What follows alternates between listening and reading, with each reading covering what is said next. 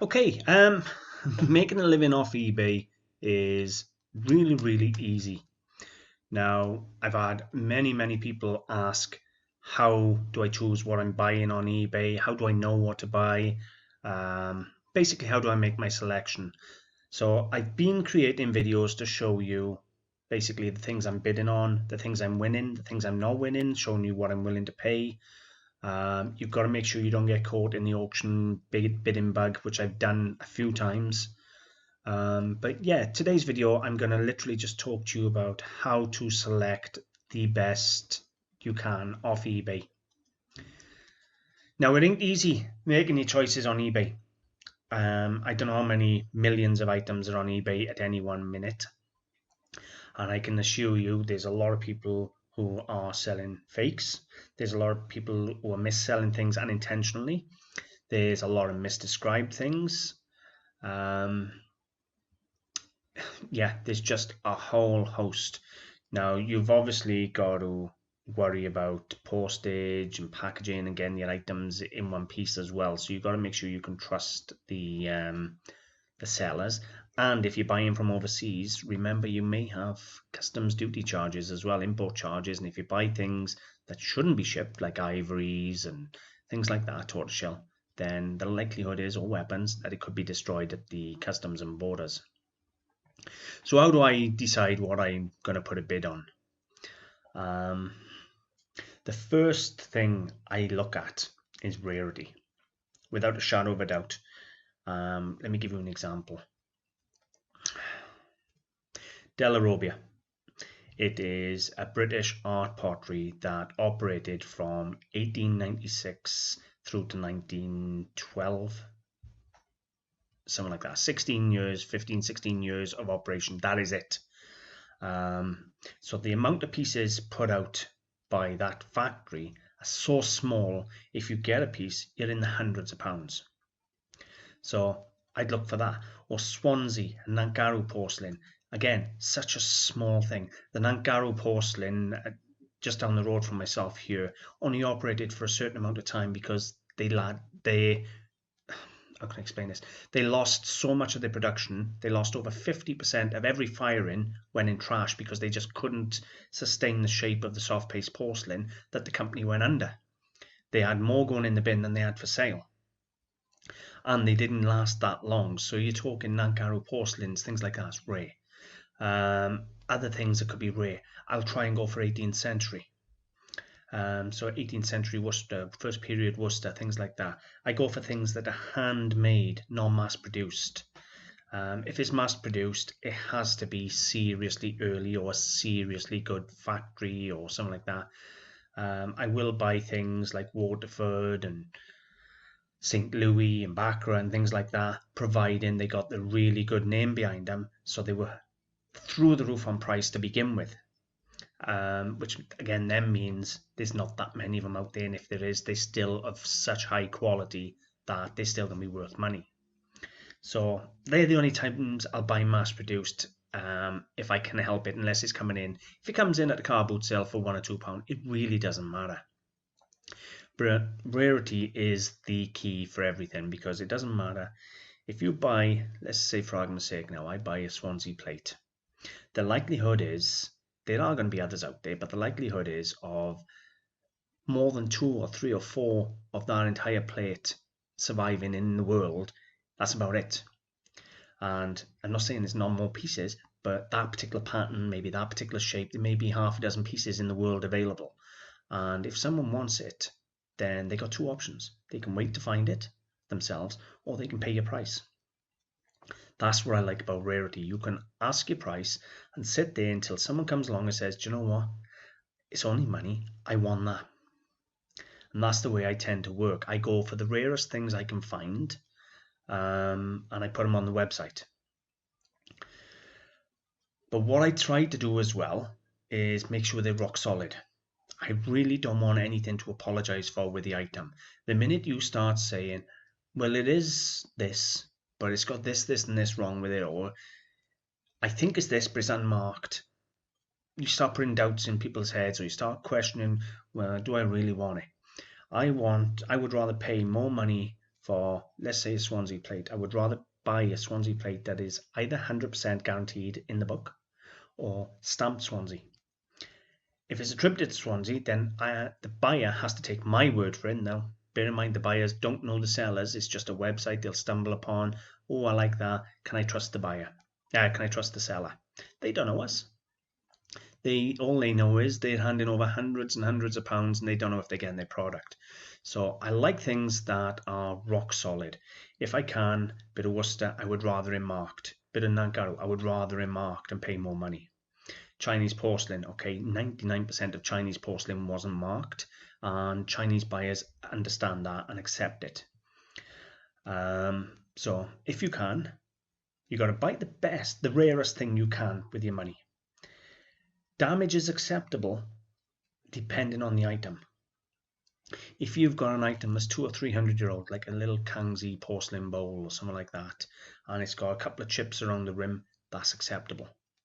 If it's cracked in half, it's still saleable, but it's not going to pull the type of money that I'd like. Mass-produced things, the minute you get a chip, they go straight to someone else who's got the perfect example. And the trouble is with mass-produced things, they can produce 1 million plates in a year, 100,000 figurines in a year. Do you know what I mean? You're talking, it's just who's going to be the cheapest at selling them. So I try and stay away from mass-produced items unless they come in so cheap that I know I can still make a good profit on them. Price is a massive factor. Now, I have to minimum double my money. And to be honest with you, so should you if you want to survive, if not more than double your money. If you can get 2 times your money, then you're better off. For a number of reasons. One, you don't know if your item's going to sell. You may have to bring your price down. Now, how do you decide what to pay on the item? Well, you work that out before you place your bid. So you look at a plate. Let's assume it's a Chinese porcelain plate. I'm going to say, right, I'm going to try and sell that for 175, 200 pound. I'm going to try and buy it for 50 or 60 pound. Because if I can't sell it, I can drop the price 150, 125. If someone comes in and says, look, I'm going to give you 110 pound. You can say, okay, it still owes me a profit. I'll take it. Even though you was asking 175, it doesn't matter. That's why you give yourself as much of a margin as you can. But if you don't double your money, by the time you take a cut, because everybody comes in and tries to knock your price. By the time you take a discount, then you pay your commission. Now, commission is different for everybody. I have a large eBay store. By the time you add in my listing fees, my sales commissions, the commissions on the postage, the VAT, you name it, everything, my actual commission adds to about 20-21% of my total sales on eBay. So for every £1,000 I sell on eBay, I lose 200 back to eBay. That's quite a lot. Now bear in mind, if you buy something for £100 and then you sell it for £200 plus £20 postage, you're not paying the 20% on the £100 profit. You're paying the 20% on the £240, which is going to be about £44. Thereabouts. Plus tax or VAT, whatever they charge. So then you got to take that £44 off the £220, which takes you down to £180. Take the £20 postage off they paid you, takes you to £160. So you're only £60 up. You really got to double your money minimum to actually walk away with a profit, a comfortable profit. If you can't double your money, there's no point working on margins of 10, 20, 30%. There really isn't. You're just not going to survive. Or, excuse me, you're going to end up buying stuff that you have to sit on, you can't accept an offer on, which means you can't flip it and turn it because you can't afford to take a reduced offer. Because by the time they knock 10, 20, 30% off, and some things I'll sell half price. It doesn't matter what I'm asking, it's what I achieve. And I buy it at some things at half price. So we've all got to allow the margin in there to cover that. So price is a massive, massive factor. Don't be afraid to say, do you know what? I'm not comfortable to pay any more than that, even though I feel it's worth 125, 140 quid. I don't want to pay more than 50 quid. Don't be embarrassed by that. Just stick to your guns. There's so much stock on eBay. Move on to the next one. It doesn't matter if you bid on 100 items in a week. It's free to bid. You might win 1, you might win 10, but they'll come in at your money. And then when you're selling them, if you need to take a lower offer or reduce the price, you can do that. Now, I've already mentioned fakes and mistakes and things on eBay. Don't rely on sellers to tell you what the item is. Know your item. So obviously you got to find the item through the seller's description and title. But once you find the item, I would recommend you stick to what you know. Buy things you understand, buy things you know. Don't try taking seller's information as gospel, because you could end up being stuck, especially within the Chinese porcelain. There's a lot of fake Chinese porcelain out there. There's a lot of people misdescribing Chinese porcelain because they don't understand it. I bought 2 plates recently and the description said, plain and simple, we've copied somebody else's description because they look similar, no returns, make your own mind up. And they described them as 18th century plates in the title. So, now I done well on the plates, but that wasn't because of them, that was because of what I know. I look for no reserve auctions. If you can, look for a no reserve auction. It's nothing worse than chasing a reserve. So anything that starts no reserve and things like that, I try and find those, and I will literally chuck a nice lump bid on there. I might watch it for 1 or 2 days, see how it goes, but originally, or if I can, I will just sit down, work out what I want to pay for it, place that bid, delete it off my watch list, and then move on. That's what I tend to do. It's not always the case. Sometimes I get really caught up. At the moment, I'm bidding like £1,000 on one vase, and I don't know when to stop. I still want to keep going. I still want that vase, and there's a tea caddy on there that I want. Likelihood is I'm not going to win either of them. They're going to go in the thousands. My limit is like 500 on a tea caddy, 1,000 on a vase, and I don't even think I'm going to scratch the surface of what they're going to achieve, but I'll put them in another video for you. So look for no reserve auctions. Once you find a seller who is selling quality product on no reserve auctions, add them to your saved sellers. If there's a seller that you know sends parcels well wrapped so they get you safe, they send them securely so then you know you've got them, they're selling good quality pieces. I'll give you an example in a minute. One seller on eBay, I bid on every single lot he put up. He put 50 lots up and I put a bid on every single lot he put up. That's the type of stuff he was selling. It was right up my street. I've saved the seller. And to be honest with you, as this stuff comes up, I'm placing a bid of what I'm willing to pay on it. And I've already won 2 pieces this week at my price. I didn't win the other 36 or 38, but I won 2. That's all that matters. But if you find a really good seller, save that seller. And then as they list stuff, no reserve auctions and good quality gear, you never know. It might be a week. It might be a bad week for eBay. Sales may be down. They may sell the, it's no reserve stuff. So the stuff may end up coming off the other end, not going for what they were hoping, and they still sell it to you. I bought an 18th century creamware plate. I put a £45 bid on it and I won it for £4. So it happens. Find a good seller, save them, and move on. And when they list stuff, look at the stuff and really, you'll get to know the sellers you can trust and build up a good portfolio of sellers that provide the really good stuff you like, that it's no reserve, good condition, good trustworthy sellers, and just see what they offer.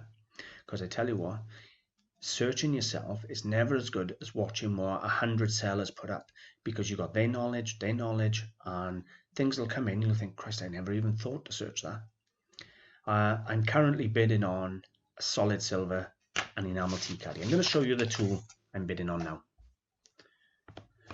Okay, this is the first piece I'm bidding on. Now I'm willing to go to about £500 on this. Now this is described as solid silver, Chinese with enamel work. Now I want you to actually understand how beautiful this is. You can see all this work. You got all the, what's that called down there? Well, you got all the vegetation down along the bottom. There's a name for that. I can't think of it. It's like a fern. You got all the fish here. You got all the leaves and things. Beautiful little thing. Again, all enameled. The entire thing is beautifully enameled. Look at that. Peach trees. The quality is spectacular. Now I'm willing to pay about £500 for this, and this is the vase. I'm the high bidder at the moment at £600. I've put £1,000 on this. Now this is a 17th century Chinese porcelain, possibly Kangxi, or possibly transitional. It is spectacular. I'm willing to pay £1,000 on it. I'm looking for the foot. I am, to show you the foot. No, it's there. Look at that paste. That is typical late 17th or early 18th century paste. That is really nice. That's a beautiful thing. And I'm the high bidder on that at the moment. If I show you, there I am. Now that's 600. I've actually bid more than that, but eBay just shows you the bid you've done. But I'm willing to go to £1,000 on that. Now I would never have searched for the vase with his description. I think it was described, hang on. His description was just a blue and white Chinese porcelain vase with figures and painting. I wouldn't have been able to find that within the whole heap of eBay. So the fact I followed the seller, when that came up, it was okay. That is a beautiful thing. Let's have it. As for the Chinese silver tea caddy and enamel, I wouldn't have thought to search that. So by having these sellers on your save list, when they put in the really good fine quality pieces, you've got it there in front of you.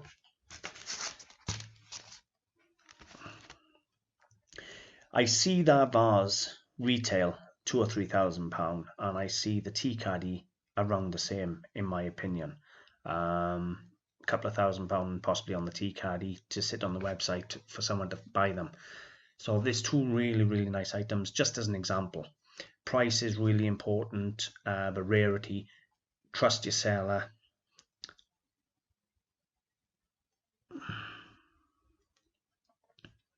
Yeah, look for mistakes. If you know your area, you know, whether it's 18th century glass, 18th century porcelain, Chinese porcelain, metalware, it doesn't matter what your area is. If you're willing to put the hours in and just sit here and scour eBay as the stuff's dropping off, you will find the mistakes if you know what you're looking for. That is a massive tip. There's a lot of people buy the mistakes on eBay. People sell on eBay, you know, they've picked up the car boot sale, they've added, it was grannies, whatever, they just chuck it on, porcelain plate or glass decanter. They don't know what they're selling. So you then, as it's coming off, if you're watching, you can hit the buy it now and really get some good bargains from the mistakes. Another one I do, if I'm not watching the ending soonest, I'm watching the newest listing. I watch buy it nows. Believe it or not, you can get some really good buys from buy it nows with offers. Somebody may have a beautiful piece of porcelain, as an example, and they've done their research and they know online they've sold from £150 to £300. So they go in, they say, right, well, I want £200, £220 mid-range, but we'll take an offer. You go in and you say, all right, well, I know they're minimum 150. You make a £150 offer, and half the time they're saying yes. I bought a Chinese porcelain plate from £190 to £130 for a Chinese platter with peacocks and rocks and everything. Beautiful thing in lovely condition, £130. I wouldn't have been able to buy that at the auction. By making the offer on the best offers, I've managed to secure it. So don't be afraid to check the best offers on newly listed with buy it now and best offer, because you can be surprised. You can get some really good bargains there. And put notifications on. Do your searches. And when you've done a search, it doesn't matter if there's only 1 or 2 results. Save the search for notifications. And if somebody lists something then that matches that on a buy it now with a best offer, it'll come straight to your phone. You can go, Christ, I can jump on that quick. Hit it. Hopefully buy the item before too many people have even seen it. That's what I do. I think that about covers how I choose my items and what I choose. It doesn't matter to me what it is. If it's glass, it don't matter. Porcelain, don't matter. Metalware, books, jewellery, silver, gold, it doesn't matter to me. All I care about is it's rare. Sorry about that. The postman at the door and the dog going nuts. All I care about is the item has to be rare. and desirable and priced right. That's my only criteria. Hopefully that'll help some of you decide what you're looking for to buy and things like that. But do your research, know what you're buying before you start spending the money. And just be careful. Thanks for watching, guys. Hope you've enjoyed.